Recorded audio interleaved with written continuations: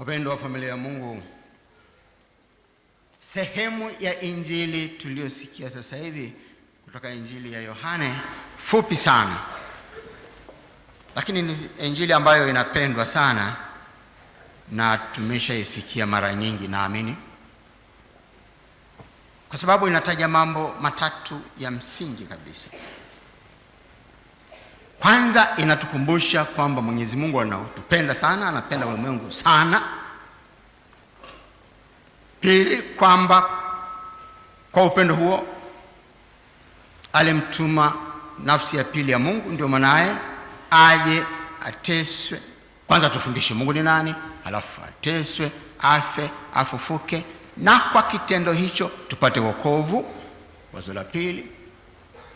Na wazo la tatu, kwamba wale wote wanaoamini katika hilo na kuishi hayo ambayo Kristo anafundisha, mwisho wa siku watapata uzima wa milele mbinguni. Hiyo mnajua, imehubiriwa mara nyingi, na ni kama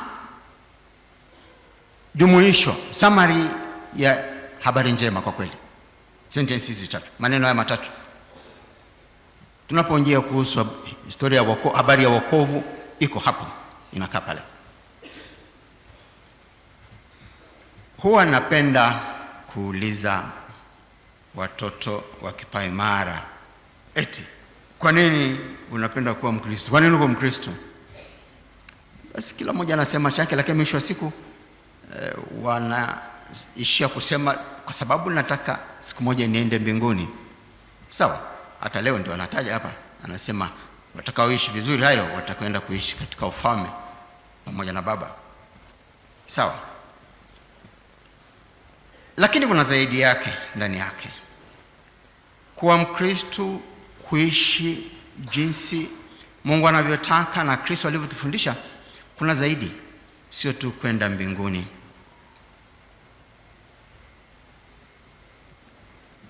Mmewahi kufikiria ni nini kitatokea ikiwa jamii fulani inaamua kwamba hawataki kusikia chochote kuhusu Mungu wala kuhusu Yesu Kristo? Mmeshawahi kufikiria nini kitatokea? Huna haja ya kufikiria, limeshatokea katika historia ya wanadamu hapa duniani. Kuna taifa liliwahi kuamua kwamba hawataki kusikia chochote kuhusu Mungu. Ilikuwa ni, kwa wale wanaofahamu historia, wanaokumbuka historia, ulikuwa Wafaransa. Mwaka 1970, mwaka 1700 samani na 89, kule Ufaransa watu walichoka kwa jinsi maisha yalivyokuwa yanakwenda. Hali ilikuwa mbaya, uchumi,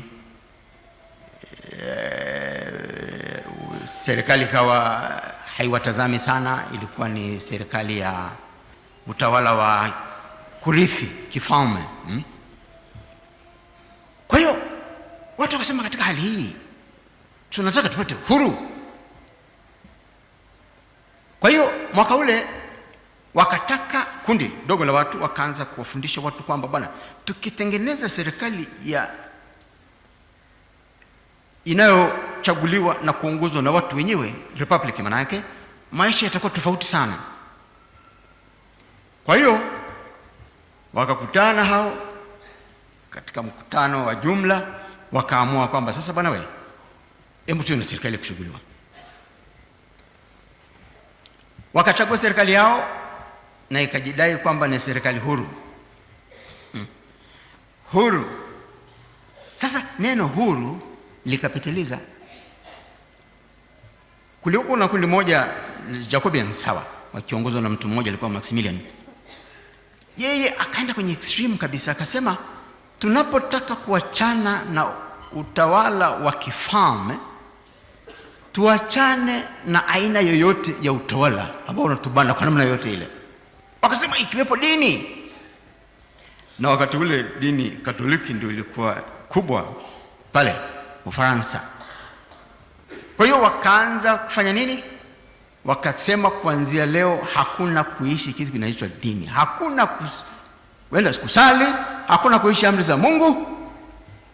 Wakakamata mapadi wakawaua, wengine wakafunga, watawa wote fukuzia mbali, tokeni mkaolewe.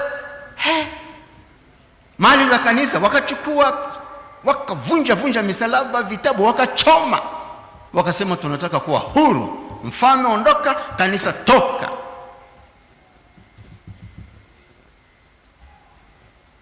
Kwa kipindi cha miaka 11 kuanzia huu mwaka niliotaja huu 1789 mpaka 1800, katika kipindi kile ambacho walimkataa Mungu na kusema kila mtu afanye anavyoona, Ufaransa uligeuka kuwa uwanja wa damu.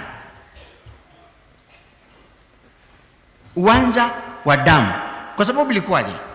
Kama wewe unaambiwa kwamba huna haja kumpenda mwenzako, wala kuiba sio dhambi, nini inatokea? Wale watu walianza kuchukua mali za wenzao. Wale ambao hawana kitu, wakiona tajiri fulani na kitu, wanafuata, wanamua, wanachukua. Si hakuna dhambi, hakuna serikali, hakuna nini, huru, unafanya unavyojisikia. Kuna makabila walikuwa wanachukiana, wakasema sasa sawa, ndio wakati kuwashughulikia wale ambao tuwapendi. Sehemu ya magharibi ya Ufaransa kulikuwa na kabila fulani walikuwa wanachukiwa zaidi. Wametoka kikundi huko, kimekwenda kimewaua hao, kimechoma nyumba zao, choma mashamba. Si ruksa, hakuna dini, hakuna dhambi, hakuna dhambi. Mtu anasema kama nikunywa, hata nikinywa nikalewa nikalala hapa nikafanya yote ninataka hapa, si nimeamua, hakuna kuniuliza. Kama nakwenda kwenye sherehe na kula, wanaleta ugali mzuri na kula na mlenda, alafu baadaye wanaleta kuku na kitimoto, natoka nje natapika, narudi na kula kile kimoja, shida iko wapi? Epicureanism hiyo inaitwa. Hiyo shida iko wapi? Nimemwona wa jinsia tofauti, nimemtaka, hataki, namua, shida iko wapi? Sana naletea jeuri. Nilifanya ninachotaka. Kwa hiyo kwa kipindi hicho kifupi walikufa maelfu. Matajiri wote walikimbia Ufaransa, uchumi ukaduma jumla, hakuna amani. Ukitoka barabarani mtu akikutazama akikukasirikia tu anakuua, anakupiga, si anakisia hamu kukupiga, anakupiga, shida kwa.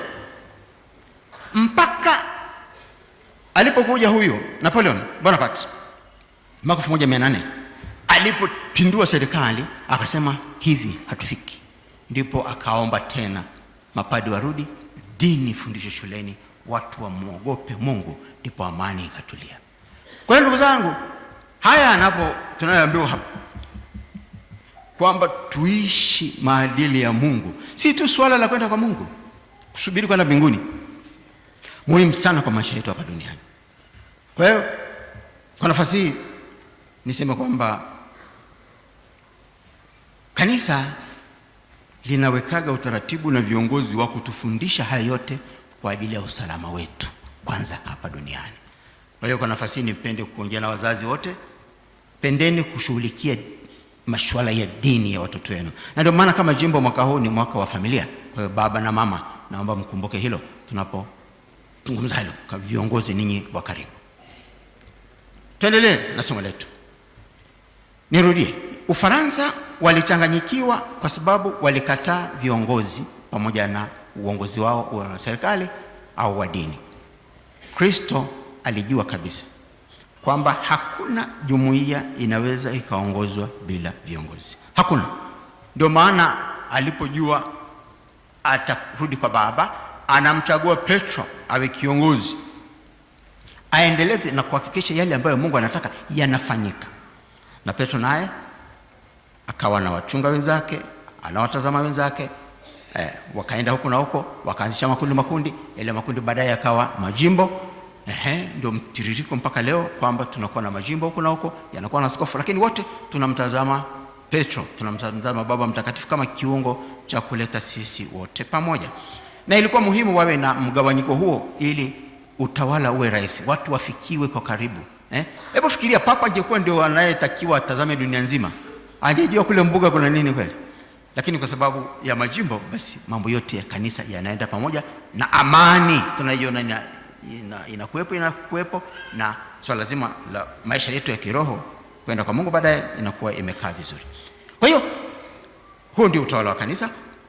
Pamoja na kuwa na majimbo haya, jimbo nalo ni kubwa. Majimbo ukiyatazama ni kubwa. Askofu hawezi kwenda kila mahali kwa kila kitu. Anahitaji kupata watu kumsaidia kuhakikisha neno la Mungu hili linafikia kila mtu kwa ajili ya usalama wa maisha yetu na roho zetu.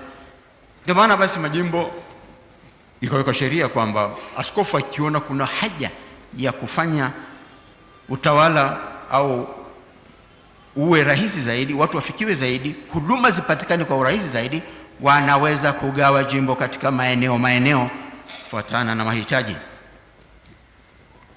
Sisi kwetu Dodoma tuliona pia jimbo letu ni kubwa, tukaligawa katika dekania ili kufikia watu huduma, na tunazo dekania 10 mpaka sasa, na ya leo sasa inakuwa 11 ya kwenu, na tunafanya hivyo kwa baada ya kuona mmekuwa kubwa mno. Silikuwa dekania yenu ilikuwa nini?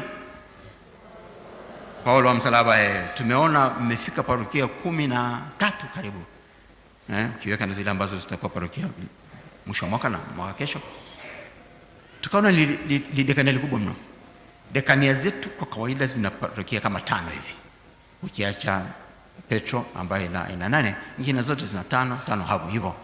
Kwa hiyo ndio maana tunaivunja na kufanya dekania 2, iwepo dekania yenu hii ya Mtakatifu Jema wa Galgani. Nashukuru Mungu kwamba hilo limewezekana, na nashukuru Mungu kwamba tunaye sasa kiongozi wetu Baba Mutambo ambaye atakuwa dekano pamoja na halmashauri. Nimeshachagua tayari halmashauri ya dekania. Namshukuru Mungu sana kwa hilo. Sasa kazi ya dekano ni nini? Kwanza ni mahusiano yake na askofu. Yeye ni mshauri wa askofu to start with. Anakuwa sehemu ya wale washauri wakubwa kabisa wa karibu wa askofu.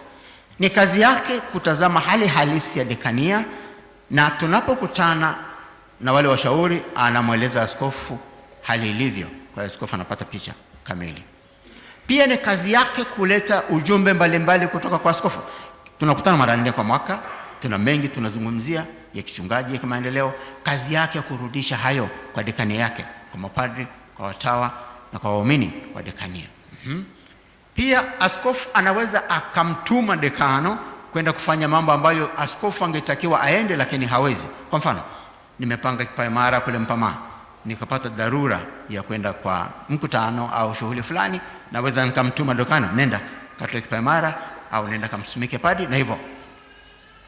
Pia anakuwa ni kiunganishi cha mapadi wa eneo lake. Kiunganishi, anatakiwa kila mwezi akutanishe mapadi wa dekania yake kwa mambo mbalimbali.